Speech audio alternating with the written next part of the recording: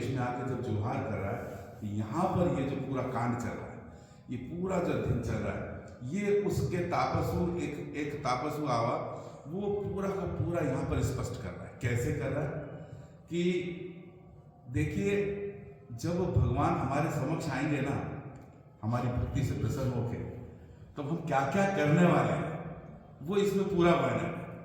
भगवान सबके सामने श्री राम हैं, सीता जी बैठी हैं, लखन बैठे हैं, और ग्रामवासी, पूर्ववासी, नगरवासी और वो जो स्त्री आई हैं वो सीता से पूछ रही हैं कि वो जो बिल्कुल मदन के जैसे दिखाई दे रहे हैं और वो जो गौर वर्ण है ये कौन है।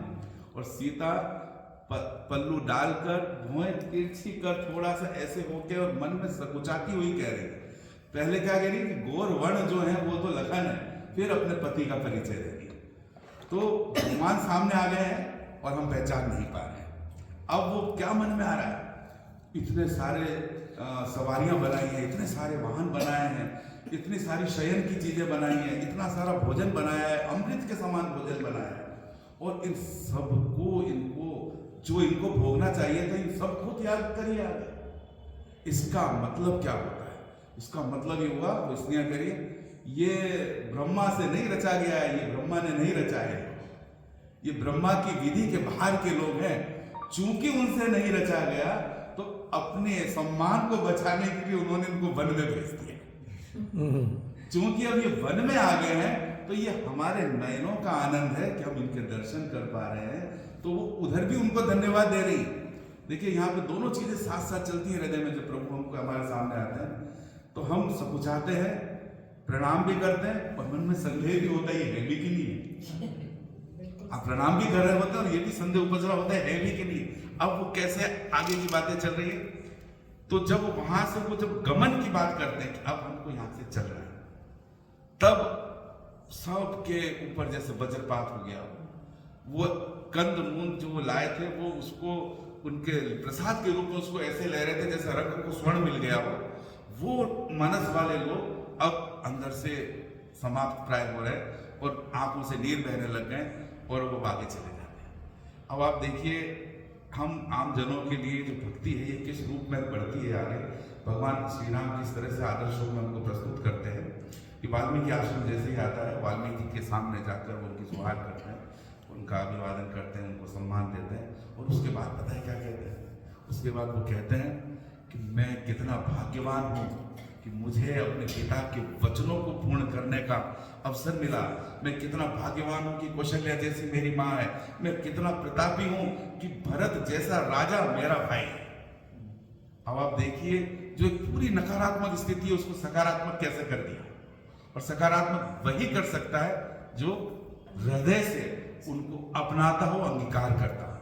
और जब भगवान हमारे सामने आते हैं तो हमारे साथ समस्या यही होती है, हम यहाँ पे तो हलचल बहुत होती है और वो स्वीकार नहीं कर पाता। और भगवान श्री राम अपने, जैसा हमने पिछली बात में बात करी थी, अपने दर्शन से, अपने चरणों से, अपने वचनों से और केवल अपने दर्शन से भी हमको तार देते हैं। इन सब से तो दूर केवल आप मन में उनका भाव ले आइए, उससे भी वो हमको तार देते हैं। इसमें जब वो जब वाल्मीकि जी के आश्रम की तरफ जा रहे हैं, तब वहाँ पे एक बड़ा प्यारा सा वो घटना है, वो जरूर आप सबके सामने रखना चाहूँगा। श्री राम आगे चल रहे हैं, श्री सीता जी मध्य में है, पीछे पीछे चल रही हैं।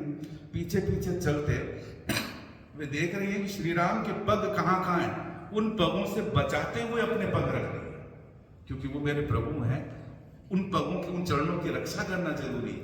अब लखन उनके पीछे हैं, तो लखन थोड़ा दाहिने होकर चल रहे हैं ताकि उन दोनों के ही चरणों के जो चिन्ह है उस पर मेरे चरण ना पड़े। अब आप देखिए कि एक तरफ भक्ति चल रही है, एक तरफ भक्त चल रहा है और उसके पीछे उसका रक्षक चल रहा है।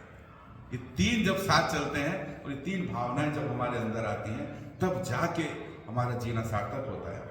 वाल्मीकि जी के पास वो जा रहे हैं और वाल्मीकि जी से वो पूछते हैं, अब आप बताइए कि मैं अपना निवास स्थान कहाँ बनाऊं। वाल्मीकि जी हंसते हैं कि जहां तुम ना हो वहां बनाओ, जहां तुम ना हो वहां बनाओ। ये मैं कैसे बताऊं कि तुम कहां बनाओ? तुम मेरे हृदय में बनाओ, तुम कहां नहीं हो। फिर जब वो सारी बातें समाप्त हो जाती हैं, ये जो समृद्धिदायक संवाद होता है, ये जब समाप्त होता है, तब वो बताते हैं कि वो चित्रकूट पर्वत के पास में जो मंदाकिनी नदी है, जो अनुसुईया जो माता है वो लेके आई है अपने तप से अत्रि ऋषि की तपस्या के लिए, वहाँ पर वो जगह एक सुरम्य है जहाँ पे रक्षित भी है, तो वहाँ पर आप कुटिया बनाए। वहाँ पे धनुषाकार जो एक जगह मिलती है।